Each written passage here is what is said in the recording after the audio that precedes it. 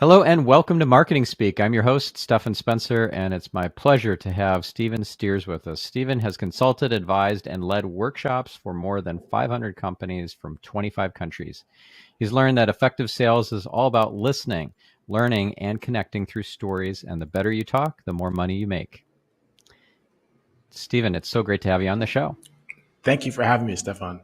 Absolutely a pleasure to speak with you again, man. Thank you. Yep, you bet. And we met through Joint Venture Mastermind, JVMM, a mastermind we're both in. And I believe nothing's a coincidence. So here we are. We had a nice chat on Zoom, and yeah, now we're having this conversation. So And now we're here. Yeah, lots of synergies were had. oh yes, And so if you could distill into just a minute or so, what would it be? What would be your unique advantage, your distinct advantage that no one else has in regards to sales, storytelling, sales conversations, and just what your unique ability is all about? I mean, it's definitely my hair. Like, that's definitely what it is. My parents, I blame them for it. And that lets me stand out in the marketplace. But in addition to my hair, my whole tagline is Well, the problem, of course, is for our listener, they can't see that. Only folks on video will be able to only folks see on your video. amazing hair. Well, in light of that, in lieu of my not being able to see my hair, what I teach people is how to tell the stories that get their customers excited to buy. What that means is I work them through something called the Superpower Storytelling framework, which allows them to use their own personal individual stories, and we restructure them and run them through the framework so that they can be the most you, the most them that they are on any particular company outreach or in the real world, and help them become the most interesting person in the room with who they actually are. Because I firmly believe that who we are is the most interesting thing about what we do. And most people don't leverage that enough because we are humans solving business problems in a human context. Or sorry, yeah. And so I want to see that come back to the marketplace. I'd say that's where I start to be a little more unique in the space of storytelling and sales. Right. So would you say that most people in a sales and marketing environment are talking about what they do versus who they are? 100%. 100%. And they're not talking about who they are or what they do in terms of the people they want to serve. It's always me centric, me this, me that. This is why you should pay attention instead of, and an example might be, hey, I went through this. Here's what it means to you if you're experiencing similar features or situations. Here's what you should do next. If you want to talk about that, let's have a conversation. Right? It's I think poor marketing, you know this as well as anyone, is you centric. You need to speak to your audience. And the only reason you tell stories is so your audience can see themselves in the story and say, yeah, that's something I've been through too. Maybe I can trust you to maybe help me understand or get to the next level of where I want to go. Right. And how did you end up becoming an expert in this area? I chuckle because I was a begrudging expert in the area. And I've been in the sales game probably about most of my career, about 8 or so years of doing sales on the enterprise side. Then I got into the coaching side of the sales business. And I love that side because you really get to see sales stop being a 4 letter word and become a skill that people are like, oh, I've been approaching it all wrong. And I love seeing the lights go on in people's minds when they get that to that place. But I say became an expert at it because I had a deep conversation in 2021 or late 2020, early 2021 when things were a little slower in my business than I wanted. And I was like, dude, here's what I'm dealing with. Here's what's happening. And he's like, I don't want to buy that from you. I want to buy your storytelling ability. I want to buy how you help people be more confident. I want to talk like you. I want to sell like you sell. I was like, yeah. He's like, try it out. And so I made a post in another group I'm in. The response was great. And from there, it's just kind of been a really natural way to start conversations with people. And it's so much easier to talk about storytelling. It's like, hey, how's your sales? Like it's a nice little bit of honey to draw people in and help them be better versions of themselves. And in turn, have better businesses as a result. So how do you start a conversation with somebody you've never met before? Go up and approach them at a cocktail reception, at a networking event or a conference. How do you approach?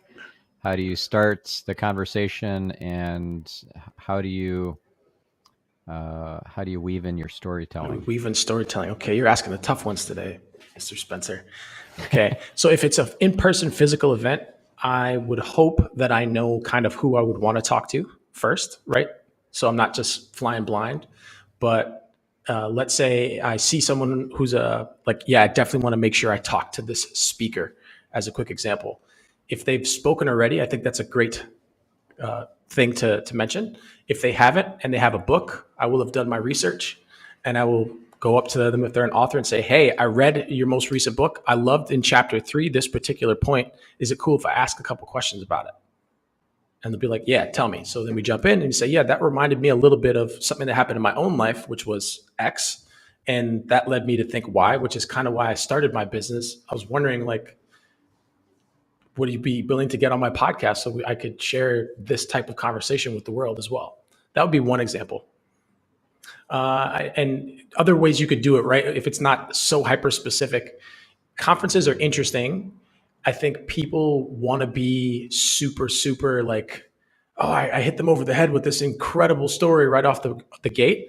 But I think that's a misnomer to a degree, because stories are about humanizing a sale, a context, and a situation. And that's why they're important. So it's not as much that, oh, I have this amazing story everyone needs to hear, because I think there's few things as annoying or useless as a story that's told out of context, right? Like, why are you telling me this?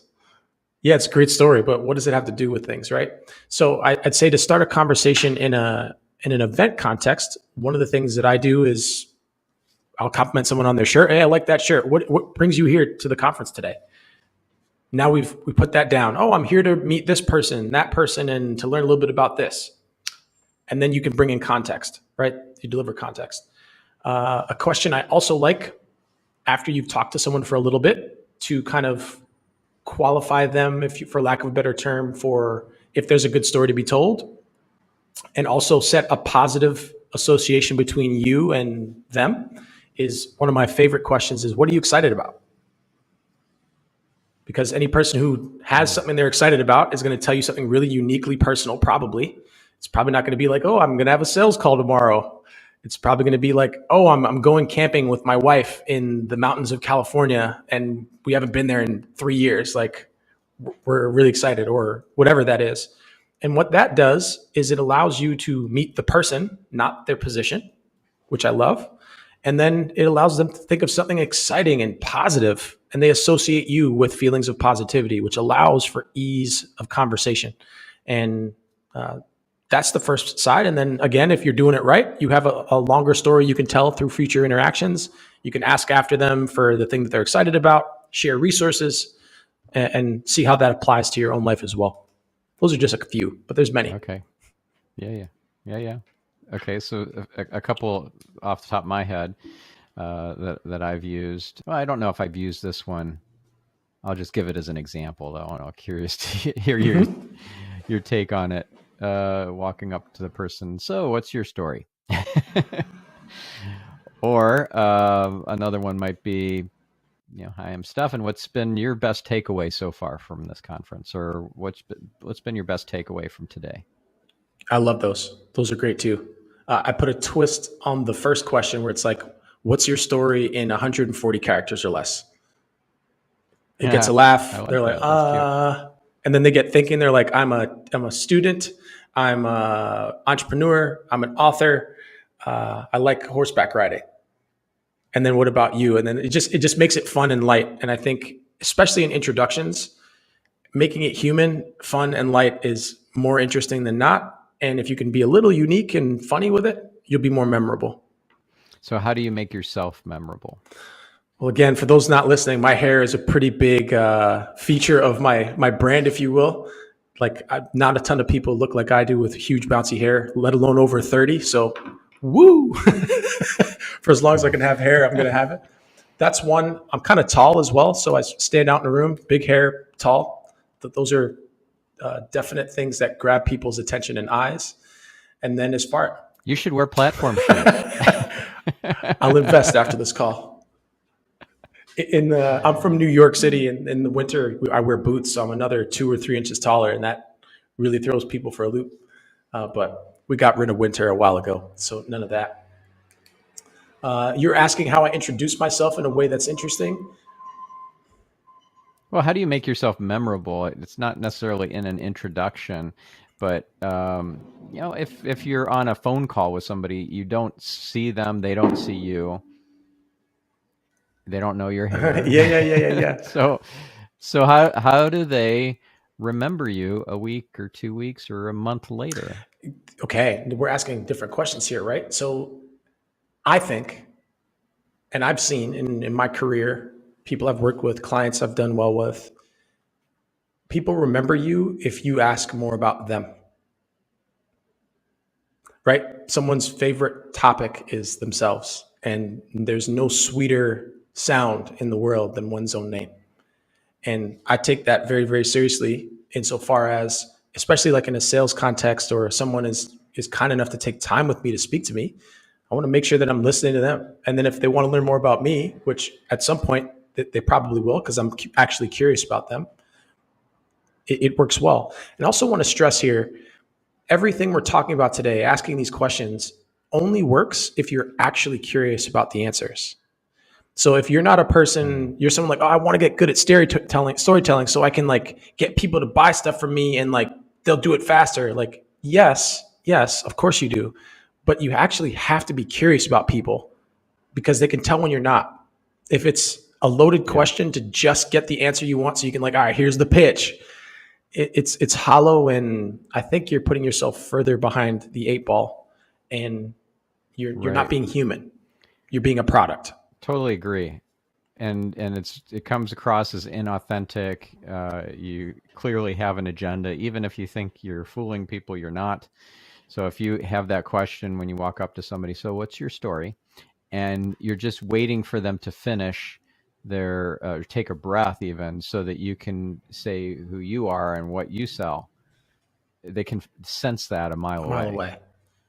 Or even Yeah. another thing too, right? Conferences in person. Again, since we started with that example, keep it going. If you saw someone wearing a weird jacket or has this interesting pin or something, like, hey, what's the story with that pin? I had to come over and ask you about it, right? Any like, I hate making this example, but it's a good and apt one. Like, sales is like dating, unfortunately. But let's say you were Hmm. dating or you were confident enough to go up to someone who you wanted to see, right? You were interested, and you just said, hey, you're really attractive. Now, that's okay, but they probably heard it before, and it took no energy or effort or no discernment for you to mention that to them. But if you instead said, those shoes you have on are awesome. Where did you get those? I really like those. Or those earrings you're wearing are beautiful.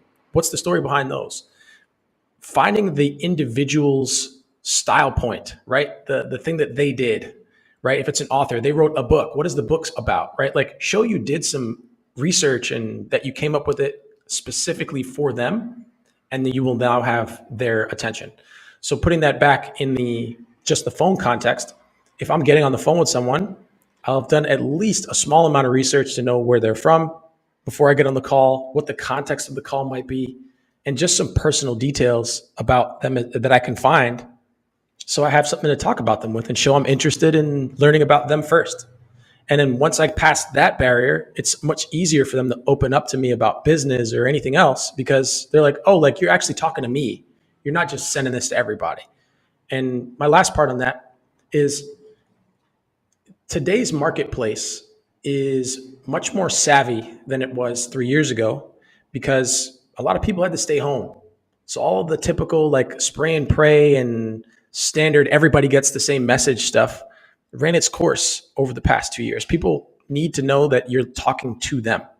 And that's why I think storytelling is important because it allows you to be in context of every situation with the you that you are that people want to meet. And you have that person available because you're not like, wait, what's my story? Like, well, like, hey, you're much more clear about who you are. And that comes across in everything else that you do as well, which builds trust.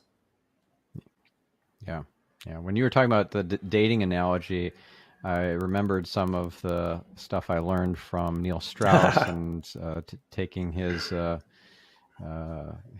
well, attending his workshops, being in his mastermind for a while, and how there are these direct openers and there are indirect openers, and the indirect openers are more, it's a bit more savvy or easy to start a conversation and not look like you're after something. So an indirect opener might be, I don't know, you're walking down the street in New York City and you're trying to open a conversation with somebody, and uh, maybe the person just got bumped by somebody else. You're like, wow, you just it seems like you have to wear a suit of armor just to go outside these days uh, in New York City, and like, yeah, like, wow, that was super rude. Like, hey, I'm Stephen, or hey, I'm Stephan, right? So that is an indirect opener, and then the direct opener is walking up to the person and just saying, "What's your story?" Yeah, or totally. whatever the right. So indirect is easier to kind of slide into a conversation without seeming like you're after something. It's contextual, indirect. I Yeah. have a funny one Mm-hmm. from my days in New York City. There's an area of Brooklyn where you have to get off in Williamsburg, and then there's like 4 or 5 blocks towards the water where there's no trains. So if people are walking off that street, you're going to be kind of together on the same blocks for a while. And saw this beautiful woman. She stops at the street. I walk past. Then we meet up at the same stop, and then we meet up at the third block. And I was like, we got to stop meeting like this. And she laughed, and then I said, "Hi, I'm Stephen," and then we exchanged information and hung out a few times after that. I like that, but that's an indirect and super contextual. And I want to come back to that too. I think people there's a war on context in general, and I think people think they're above context and that people will get them in whatever way that they put a message out, and that's just not how it works. There is nuance, there is subtlety, there is time and attention and care because we're not for everybody. Nothing is for everyone, right? Like that's why certain businesses do well and others don't because they know who they serve and they know how to speak the language of the people that they serve, right? That's why people have really healthy relationships. They know how to talk to each other and know how to ask the questions and answer the questions and build rapport through building a story together. And I think if you approach things from a contextual angle first, like how can I establish some context that shows that I really want to be here with this person in whatever context that is, you're so much further ahead and you will be instantly more memorable because your approach is one of thoughtfulness and not of me-fulness. I just made that up right now, but that's what we'll call it, me-fulness. Yeah. Yeah. For sure. So, give us an example of, let's say, a story, kind of a signature story that's pretty short but really impactful, memorable, and moves the conversation forward, moves the potential sale forward. Okay, I had somebody ask me why I do what I do, right? So I have a couple Okay. of variations of this type of story, but more than anything, sales to me is a life skill for people. And I remember when I was in Brooklyn as well, so New York City native here, like a real one. And I was working at a bar in Williamsburg as a barback during the 2009 2010 recession. Those were the only jobs available, and I was a janitor basically. So I clean up the bar, take out the trash, all the ugly things that keep people liquored up, right? I was doing all that stuff. And my one particular day on a Sunday, I had to take out the trash. And I do this first thing in my shift, and it's a small alleyway I got to squeeze in. There's a restaurant as part of the bar. There's a old barrel of spent fryer oil right in the alleyway. I got to squeeze through, take out all the trash. And I get down to the last bag, and it just won't come out of the trash. And I'm pulling it as hard as I can. And finally, it comes loose. It was a liquor bottle inside. It catches the lid of the 55-gallon drum of fire oil or fryer oil, and it goes over onto me and into the bar. Thankfully, it was cool. And it's spilling everywhere, all inside, shrimp crumbs covered an entire half of my body. and I drop the bag of trash and I walk into the bar to go quit my job because I was like, this is gross. I'm out. You guys have fun. And in that literally 3 steps, it was like, oh, wait, you don't have anywhere else to go. You don't have anybody else you can call. You don't have anything. Like, you got student loans due on Wednesday and today's Sunday. Like, you need the money from tonight to pay. And I was like, man, I just don't have anything. And so I don't know where it came from in that moment. I was like, this is going to be your lowest point. You're going to come up from here and you're going to have what you need to have from here.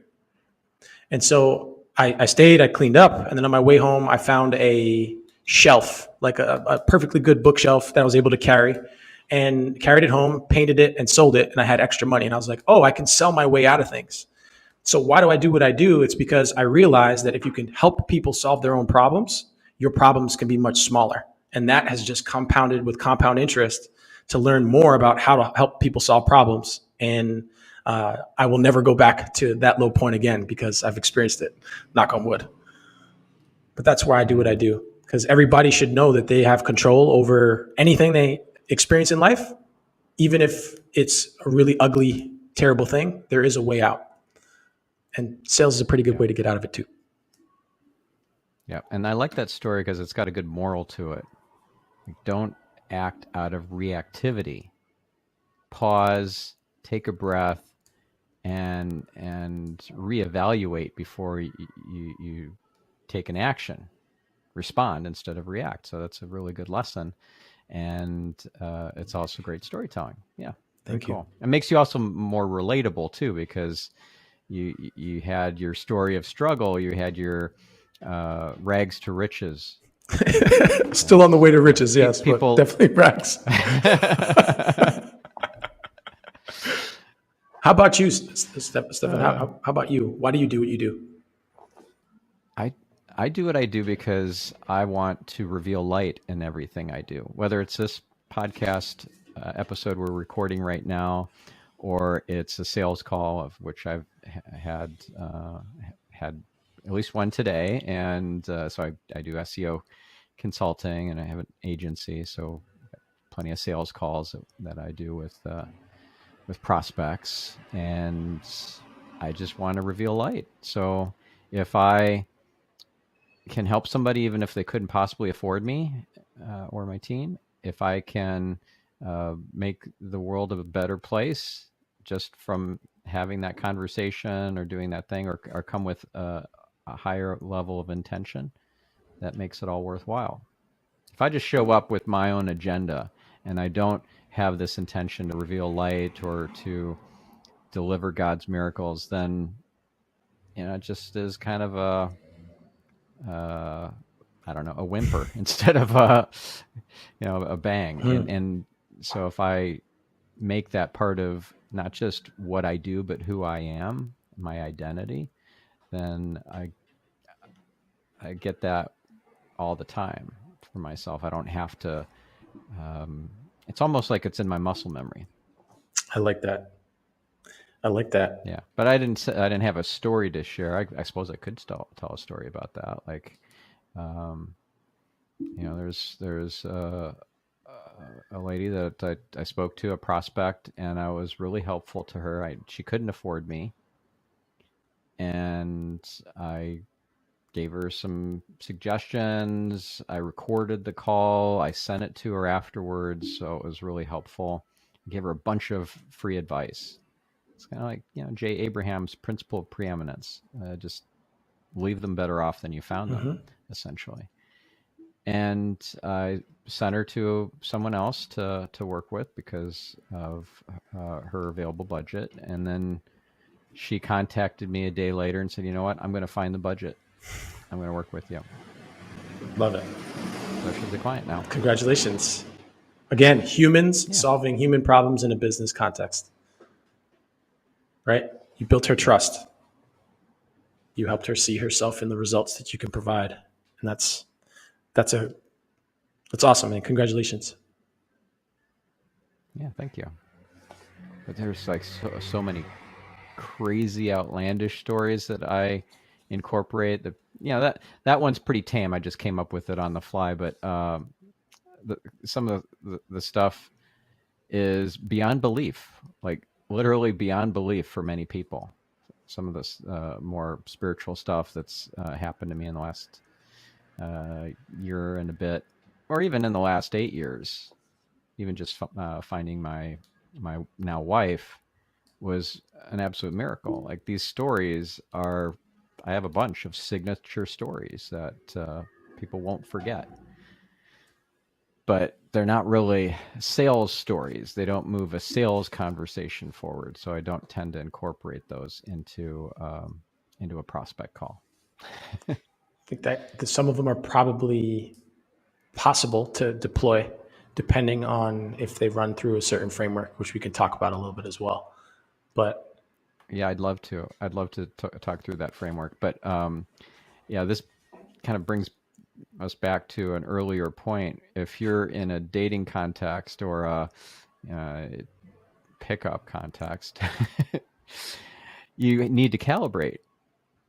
You don't just walk up to the person and say, "Hey, so what's your story?" After the person just got their foot stepped on by some rude stranger.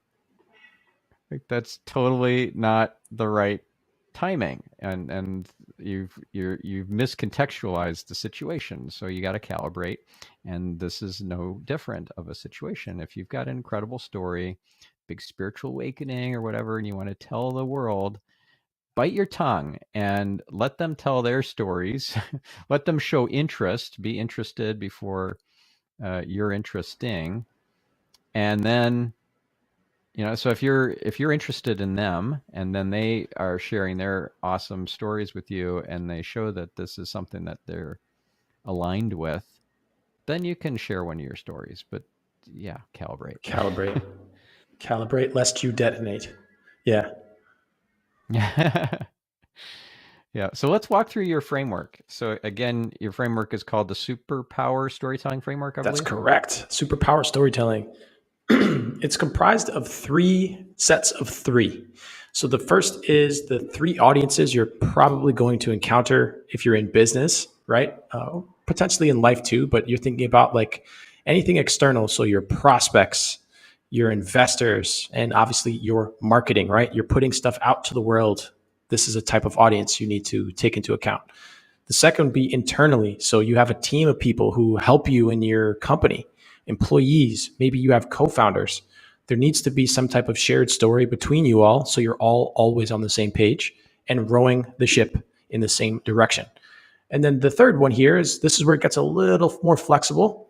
This is like life. So if you're speaking on stages or you're talking in workshops or you're on podcasts, as an example, what are stories you can leverage about who you are and in different contexts so that you come through more than other things? So in your case, Stephan, it's like the spiritual awakening stuff that might not work as well in sales calls directly unless it's properly calibrated. It most certainly would work well in a podcast format because you can be like, hey, like, here's what I got out of that. And this is why I approach my business in this particular way, or something like that would work really well in a podcast. And it's unique to you and your experience and why you bring the light to people. Once we figure out which, Yeah, and you can't be yeah, afraid to polarize too, because if you're worried about the person on the other end listening to that podcast interview and thinking, "Oh, I don't want to work with this guy because he's too into the woo-woo stuff," or he's, what one person referred to as a god botherer. Like, really? seriously, yeah, I can't believe you. And he would use that term regularly, like anybody that went to church or anything. Not that I go to church, but like that just, yeah, Life I is a found that church. particularly uh, weird, uh, unappealing. It's terse. That term did not resonate with me. Yeah, he's an interesting guy. Well, at least it's Yeah. direct. But So, going back to your point there too, right off of that, we're not for everybody, especially in business, yeah. right? You want to serve a specific subset of customers to help them achieve a certain goal. That's what we're here for, right? They're coming to you for SEO work, not necessarily for design. And that's okay, right? Like good, actually, because you're great at SEO. Like, that's why you should be talking to me. I can tell you what design might help with some SEO, but go to a designer for that, right? And I think that's okay. Like, the example I like for this is the Tesla Cybertruck. You will seldom find someone who is indifferent about it. People love it or they absolutely can't stand it. And that's what you want in anything you do, because people know which side, you know exactly what side you're on with it. So be like the Tesla Cybertruck, be polarizing, be direct, and the right people will love it. The wrong people will repel, and that makes your life easier. Yeah, it certainly is memorable, right? So trying to remember the differences between let's say a Hyundai sedan and a Kia sedan. I don't even know the names of those models, let alone what they look like.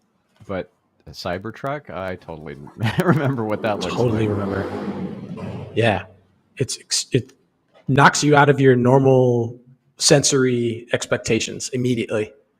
Like, what? Why? Hmm. Why? Right? And then, so that's a great Yeah. segue into the next part of the framework, which is the 3 questions you have to ask before you tell a story. So now we know what our audiences are. How do we know what we're going to tell these people? So I run people through 3 questions, and they are as follows. The first is, what does your audience want to learn or achieve? Right? If you're going to tell them a story, what do they want? Remember, it's about them. There's a quote I love by one of these ancient Greek philosophers, you know, the kind that only has a single name, right? And this gentleman's name is Horace, or was Horace, rest in peace. But he says, you need change only the name, and the story is about you. So any stories we're talking about, right? If we understand that the audience, let's pretend we're talking about your company, Stephan, is they want to have really high rankings on Google, like some of your other clients are in there, right? And you're talking through some of the great things that you've helped clients to achieve. They're like, well, maybe I can also achieve these great results. They just substitute their name in, right? It's something simple, small, subconscious, but they can be like, oh, I can see myself getting to that place. Or in the terms of spirituality, I too can share my light with the world. I get it, right? Those are times of things. So first, what do they want to learn or achieve? Write that down, get clear as day on that, and be able to take that in front of the person so that they are getting what they need and want out of the conversation and out of a story that you might potentially tell. And that's why it's important to know which audience you're talking to, because different audiences require slightly different things of us and of our business, or of us personality, or from our personalities, pardon me. The next question to ask is, what do you want your audience to feel? That's how it ties in, right? What do you want them to feel? Remember, we're emotional beings, whether we like it or not. I believe it's 95% of buying decisions are made subconsciously. So we back into anything we buy or do with the other 5% of our logic, where we're like, oh, that's positive ROI. Like, it makes a lot of sense with this company or that company. But there is a gut level instinct that we always use to make all of our decisions. And that is where building rapport and being human and sharing the light that you have and being you helps bridge the gap to increase your odds of a favorable decision within that 95% decision criteria that people make. If you label the emotions you want people to feel, you're able to understand where they are with what they've told you about themselves, and then calibrate which story to share with them that also allows you to align with that. Now, I want to say something really important here. This isn't manipulation stuff. You have to actually be curious about a person for this to work, right? And they'll know immediately if you're not. So don't like that's why it's important to understand these things for yourself. Like, people will know immediately if you are just putting it on.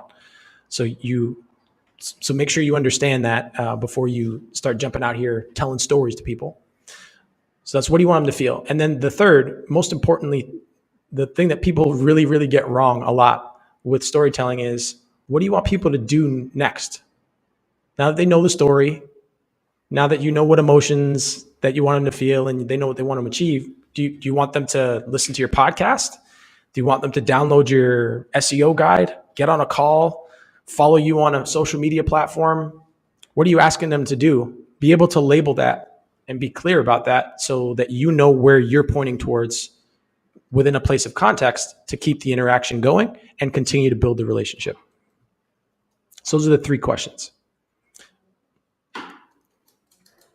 Very cool. So what would be like walk us through for your business what some of these three questions would be for a particular audience. Let's say it's your prospect and it's for, let's say, leading workshops.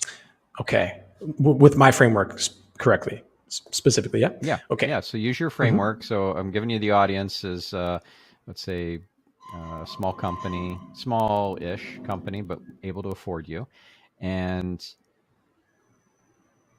their question or the questions that we're going to walk through are those three for that audience to sell your workshop Okay. services. So an example would be first, if it's a let's play the game here. So let's say it's a startup company. They're hiring like crazy. They just raised some funds. They are growing like way faster than they potentially even know what to do with. I would mention something like, hey, what do they want to learn or achieve? How to build alignment inside the company to build a cohesive culture and to have your best sales year ever, right? Those would be kind of the two things they might want to learn about. That's what they want to learn or achieve. The emotion I want them to feel is potentially a little overwhelmed or confused. And then that there is a pathway, and that is by, hey, signing up to this workshop or masterclass where you can learn some of these things and how to think about it so that you're coalescing a series of principles that guide your employees directly in the path and that get your customers to say, yeah, that's me. Mm-hmm. It's good. Are you normally teaching your workshops in person or on Zoom? It's almost been exclusively on Zoom. I haven't been traveling the world doing stuff since 2020. So the last workshop I gave was in Istanbul in February and into March in 2020. Everything else has been online. And I kind of like the online thing because it allows me to work with people in so many different places. And I think that's just much more fun to my own personal story, if I may be me-ish again. Mm-hmm. But yeah, I've done both. Yeah. So when you were in Istanbul, what was that your first time? That was my first time. Yeah, beautiful city. So what was the most memorable part of that trip for you? Oh, man, that was a tough time. The most memorable. I actually talk about this story in some of my workshops, but since we're talking about like sales and storytelling as well, there's an area in Istanbul called the Galata Tower Square. Have you been, Stephan? Mm-mm. Okay, it's No, I connected at the airport. So, yeah, not the well, same. it's this tower that was built, I believe, in the 12th century. It's like a couple hundred feet tall, nothing huge, like 200 feet maybe, but the tallest building in the 16th, like 12th century, And it was built to catch fires. Like they could see fires across the city and go and put them out, etc. And in this area, it's really hilly. So I had one of my few days off there. I was there for about 10 days total and I had one full day off, horrible jet lag and everything else. But I was like, I'm going to see this city. I'm going to see it. So I get into this neighborhood at the bottom of the hill and I start winding my way up.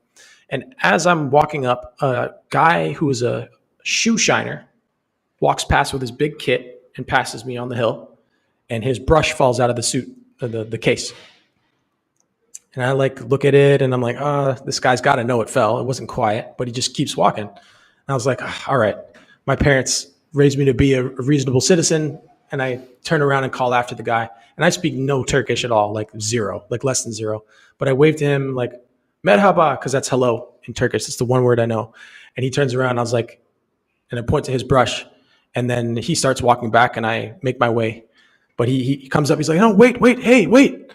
And I say, yeah, what's up? He's like, I shine your shoes. Like, thank you. I feed my family with this. Allah will bless you. Allah will bless you. And I was like, no problem, man. Have a good day. He's like, no, I shine. And I laugh because it's like, I have on Vans. I don't need my shoe shine. Right. So I start working my way away from him, like strafing to the left. And literally at the same moment I do this, someone on the kitty corner, 3 stories above in an apartment, just happens to pop out their window and they say, hey, in English, which is really weird because I understood this, right? I was like, what the heck's going on? They're like, you always drop your brush and bother the tourists. Leave them alone. And I'm like, This is how he gets leads for his shoe shining business. He drops the brush in front of people. And so when I talk to people about storytelling, storytelling is how we drop the brush in front of our clients to potentially help them say, yeah, I want to have a conversation. Now, I also want to state that guy's particular program is manipulative, but the bones of it Yeah, are that something was. that we can figure out how to use to be more authentic and drop the brush in an authentic way that invites people to come and talk to us. But that's by far the most memorable thing I have from there, because I was like, how can I do that in a more customer centric way that's not manipulative? And I think that bridge is done with storytelling. Yeah. Well, one way that's a little less manipulative, but still maybe somewhat manipulative, but kind of builds on that idea of dropping the brush in front of your prospect, is peacocking. Again, this is From from Neil the Strauss, world yeah. of pickup I know it artists. well. Yeah, yeah. So wearing a fancy, I don't know, hat, a velvet hat with a big feather sticking out or something Sequin like that. blazer, yeah. You can't help but to mention it if you're talking to the person, right? Like, it's an interesting hat you got there, right?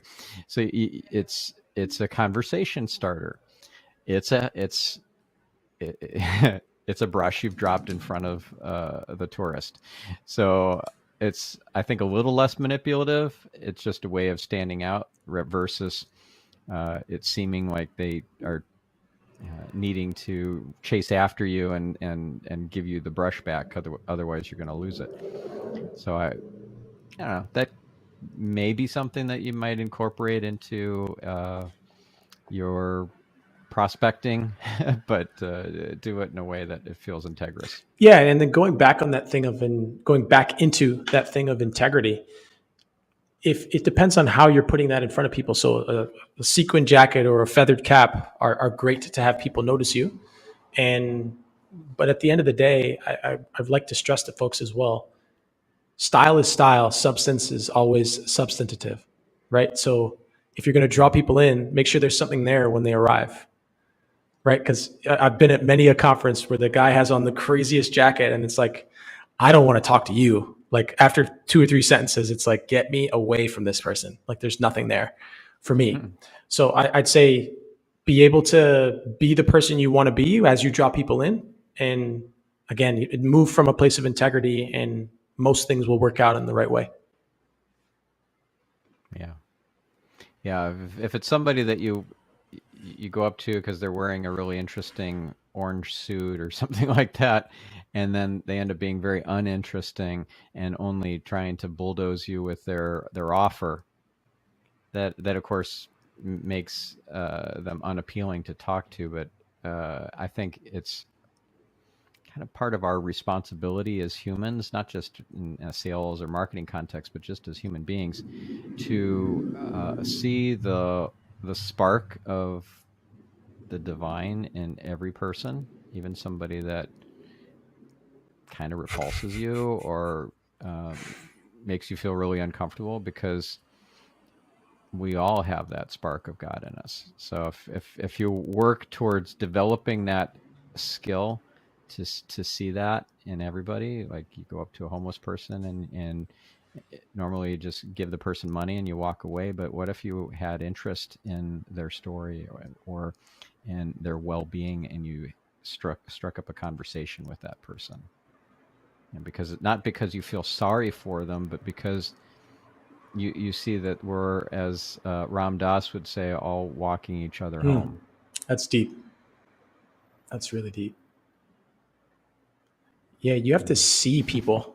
Like I think that's the other side of that I find infinitely interesting about storytelling is it allows you to see people and people to see you, right? You hear the word vulnerability and authenticity battered around and stuff, but I know like when I've written about stuff I've actually gone through and the lessons I learned from it and put it out to people, the responses are awesome.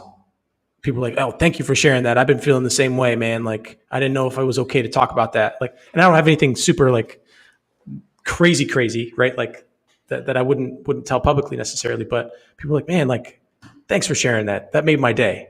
That's really cool. Like, just people appreciate when you can be yourself, you can be vulnerable about it, and that encourages others to be the light that they have in themselves as well. Because like you have to set the example. And I think especially if you're talking in a business context, right? Like you want to work with people who you know are who they say they are and do what they say they do. And if you're able Mm-hmm. to outline that and share that and be the way you are about that, people will come towards you and they're going to send other people to you as well. Yeah. What's the most vulnerable story that you share in a sales or marketing context? And I know you shared a pretty vulnerable one where you were working at that bar and taking the trash out, but do you have anything even more vulnerable that you share? Oof, you put me on the spot here. Yeah, I have one. I don't know if I've shared this one really a lot publicly. We might have talked about this on our first conversation, but we're here. We might as well. I've been a consultant for a number of years, and I typically, before the world shut down, would be traveling every 6 or 8 weeks to another country, another city, doing workshops or whatever you have, you name it. And when everything shut down, it was a really tough time. Like I just couldn't put that energy anywhere. Like can't go anywhere, can't talk to anybody, can't do anything. And living in New York City at that time, I saw that that stuff wasn't going to end. This is like summer 2020. I was like, this isn't going to end any sooner. You know, once they flipped the 2 weeks to 1 month to maybe to the next month, I was like, this is not going to end well. And so I started to see my light kind of starting to dim. And I felt that a lot in myself. And again, not a unique story, but it is mine. And I talked it over with some really good close friends who were like, yeah, man, you don't look too good. Like, what's going on? And they're like, yeah, you should do something about that. And talking over with my one of my best friends at the time who lived down here in Mexico where I currently live, he's like, dude, you don't look good. You need to get out of there. You can come down here. It's cheaper. It's it's better. We're pretty open and there's a beach. Like you can figure yourself out from here. And I sat down, I talked over with my parents, and they didn't like it, but they understood my reasoning. You know, I got their blessing. That's big for me. And I decided to move countries, right? In the middle of a pandemic, I decided to leave New York City and move to Mexico. And I remember being on the runway as the plane starts to taxi, right? My father dropped me off. My whole life now went down from an apartment to two pieces of luggage and a backpack. And as the plane takes off, I just burst into tears completely, just completely crying my face off. I was like, I may never see my family again. I don't know what's next for me. I could die. Anything could happen, right? But the thing, I don't know how long I was teared up for, but it struck me. It's like, it went from a sadness tears to victory tears of like, you bet on yourself. So whatever happens next, you're going to know the answer of what you have to offer the world. Like in that same Mm-hmm. one arc. And so how I would deploy that is to say, most things are really, really scary. But if you don't test what you have to offer the world, you'll never know what you actually have to offer. And so in a sales context, it's like, hey, like if I'm talking about stories, I'm sure some of the people that I work with have way deeper and darker and scarier, more vulnerable stories than I do. But you'll never know how well that can land with someone, like in a team context, right? If you're hiring talent and they know that you can go there, or you're working with customers and they know that you've been through something really tough, those are the human experience that we're all seeking, and that's what helps people stay with you for a long time because they know your character. And I think Yeah. that's not a story I tell like super often because I still kind of feel it as I'm telling it to you. And I still haven't seen my family in almost as long since I left them, but they're fine where everyone's healthy. But I'll tell you, it was a risk. It was scary. It was frightening. And I think it's the only option I had. And I think it's the best decision I've made because I'm able to be back in the light that I knew I was missing. And I'm able to bring that to my clients and help them find it in themselves. All right. Yeah. It's almost like a It is a quest. quest. You went on a quest, and the story I think about when I think of going on a quest like that is the book The I Alchemist, read that book every which I year, Stephan. recently Every listened single to. year. Yeah, Oh, in really? May. Yeah, Why in May? it's the first time I read it, so I was like, I'm reading this every year in May too. But I think also it's kind of like spring. Spring is when newness comes again, and it is a cycle, right? So if you haven't read the book, if anybody who hasn't, the character goes through this series of tribulations and difficulties, only to learn that where he started is where the answer lies, right? That's how I interpret it anyway, and Yeah, I love that because it's actually yeah, life is so true in that way as well.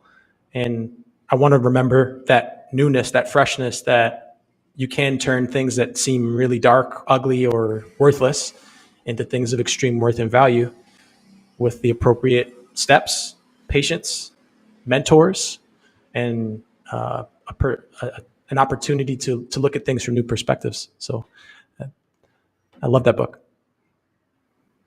yeah. One of my favorite quotes from it is this one. I'm sure you'll recognize it. It's a book that says the same thing almost all the other books in the world say, continued the old man. It describes people's inability to choose their own destinies. You know where I'm going with this.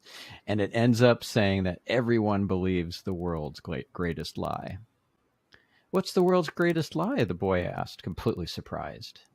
It's this, that at a certain point in our lives, we lose control of what's happening to us and our lives become controlled by fate. That is the world's greatest lie. Absolutely true. Couldn't disagree with a word of it. Brilliant. Yeah. Good stuff. Who knew we would get to that I point did. in this I had a feeling. conversation? You did. I had a That's feeling. awesome. That's awesome. You know, something else that I thought of when you were talking about being in Istanbul, I wanted to share, but then we got off the Istanbul track. Is a beautiful little documentary. It's on YouTube. It's called Kedi, Kedi, KEDE. Kedi. It's Kedi. Yeah, and that is about cats. It's a documentary about cats in Istanbul. It's really it's beautiful. It's uplifting. It's cute.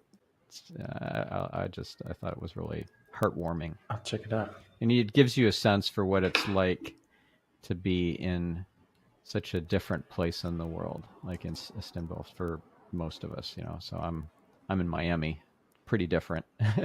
Istanbul's pretty different from Miami, so yeah, I recommend that I'll check movie. it out. Add it to my queue. Yeah. All right, awesome. So if we could wrap up our interview with, if you could answer in the most authentic, raw, real way the question, "Who are you?" at your core, and it's not about what you do for a living. It's not about your skills or abilities that you've learned. It's not even about your personality. It's about who you are at the soul level. What would your answer be? A seeker of truth, no matter how ugly or inconvenient. Yeah. There's a quote I love. I have a document of quotes that's probably 30 to 40 pages long that I've been saving for a decade or two. Like, just one liners, things I saw in graffiti or just wherever. And there's one by Macaulay that I love. And it goes, there is a universal solvent that dissolves all riddles. Its name is truth. And I love that because you just have to sit down and think with that one for a second. It's like, right? I love a good quote that does that. But then also with my life, where I'm at so far, what I've learned, what I have experienced, I didn't plan on being where I'm at right now and getting here in this situation. But I had to face some pretty ugly things about where I was and what I was feeling. And I didn't want to learn those things, but I needed to learn those things. And because I was willing to go to that place, to the darkness, as you will, I'm able to be in a place of much more brevity and levity and lightness. And I think when you seek the truth, you'll get the right answer. It may not be the one you want, but you'll get the right answer. Yeah, the Indeed, truth it will shall. set you free. Awesome. Well, thank you, Stephen. And if our listener or viewer wanted to work with you, bring you in for a workshop or to get private coaching with you, how do Best they way to reach get in out? front of me is s@stephensteers.com. You can email me or find me on LinkedIn, Stephen Steers. You'll know the hair immediately when you see it. And it's Stephen, That's correct. Stephen. That is correct.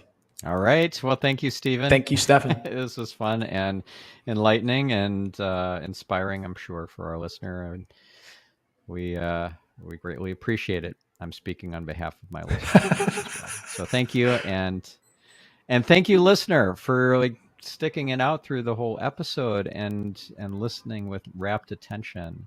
Now get out there and apply this stuff in your lives and make this a great week. We'll catch you in the next episode. I'm your host, Stephan Spencer, signing off.